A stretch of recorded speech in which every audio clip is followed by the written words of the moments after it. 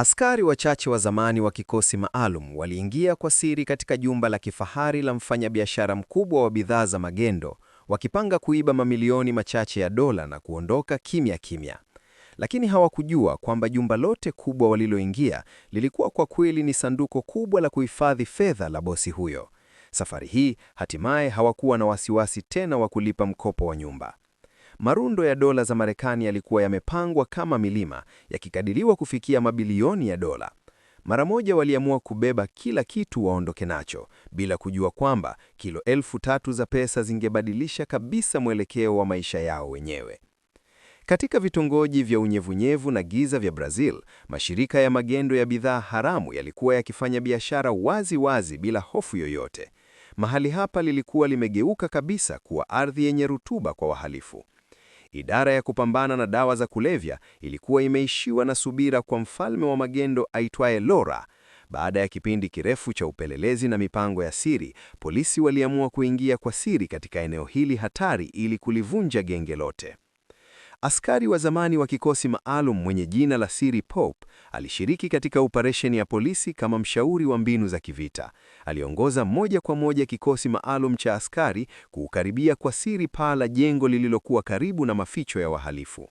Wakati huo huo, vikosi vingine vya polisi vilizingira kwa nguvu eneo lote la uhalifu, kuhakikisha wafanyabiashara wa magendo hawana njia yoyote ya kutoroka. Lakini polisi walipotumia vipaza sauti kuwataka wahalifu wajisalimishe, ghafla kombora la RPG lilirushwa moja kwa moja kuelekea kwao. Shambulio hilo la ghafla liliwaacha polisi bila muda wa kujibu.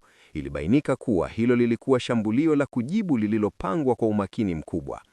Nguvu yao ya moto ilizidi kwa mbali makadirio ya awali. Safu ya polisi ilivurugika papo hapo, huku majeruhi wengi wakianguka.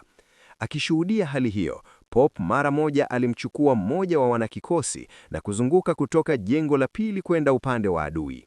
Baada ya kubaini ghorofa ambayo wahalifu walikuwa wamejificha, bila kusita aliinua kizindua mabomu begani na kufyatua risasi.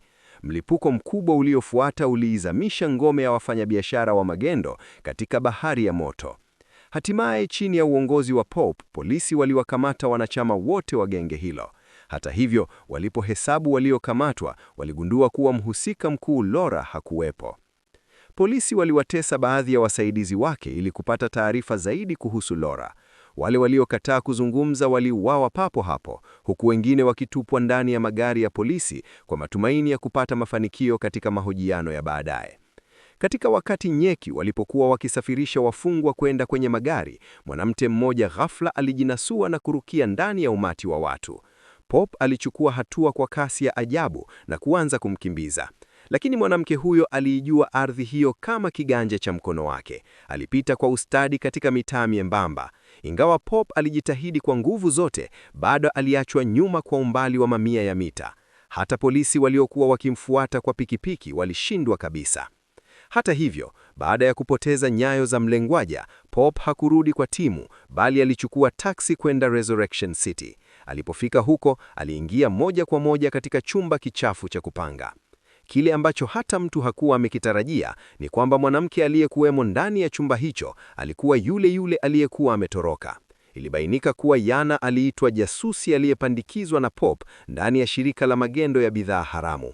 Sababu iliyomfanya ashindwe kuondoka mapema ni kwa sababu polisi walibadili muda wa operesheni, na tukio hilo lilitokea ghafla kiasi kwamba ndugu yake mdogo pia alikamatwa na polisi. Yana alizifahamu vizuri sana mbinu za polisi wa kupambana na uhalifu. Ndugu yake alikuwa dhaifu na mpole, na kulikuwa na uwezekano mkubwa angepigwa hadi kufaa.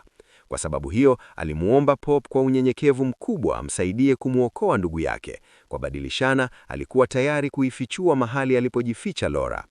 Kutokana na taarifa zilizotolewa na Yana, Pope aligundua kuwa Lora alikuwa amejificha msitu mnene. Mahali hapo haikuwa tu maficho, bali na galana siri la kuhifadhi pesa.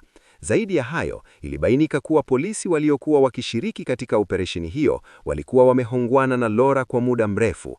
Vifo vya askari havikuwa chochote zaidi ya utani. Chanzo cha maovu yote haya kulikuwa ni nguvu ya pesa. Baada ya kugundua ukweli huo, Pope alikasirika sana. Mpango wa hatari ukaanza kuiva akilini mwake. Bila kusita, alimtafuta rafiki yake wa zamani Mila, yaani kumshawishi washiriki mpango mkubwa wa wizi. Baada ya kusikiza, Miller hakukubali wala kukataa kwa sababu alitaka Pop amshirikishe Tom. Tom alikuwa kiongozi wao wa zamani. Kwa ubehevu wa kivita na mapambano ya karibu, aliwazidi wote. Miller aliamini kwamba ikiwa Tom angejiunga, kila kitu kingeenda vizuri. Wakati huo, Tom alikuwa ameacha jeshi na alikuwa akifanya kazi kama wakili wa nyumba.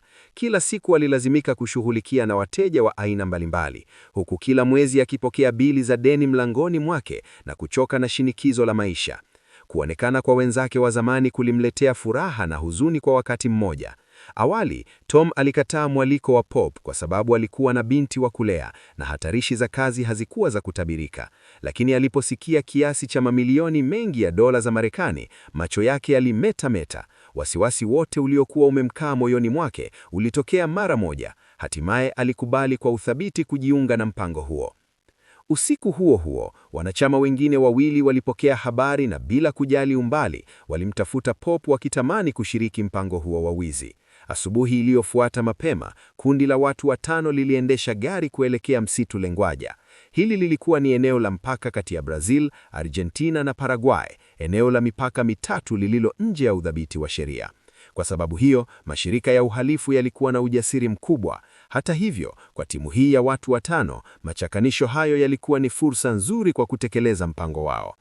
Timu nzima iligawanyika kulingana na mpango, wakivizia kimya kimya kuzunguka jumba, wakifuatilia kila harakati ndani. Kulingana na taarifa sahihi walizopata mapema, siku hiyo ndiyo ilikuwa Yana angeleta pesa.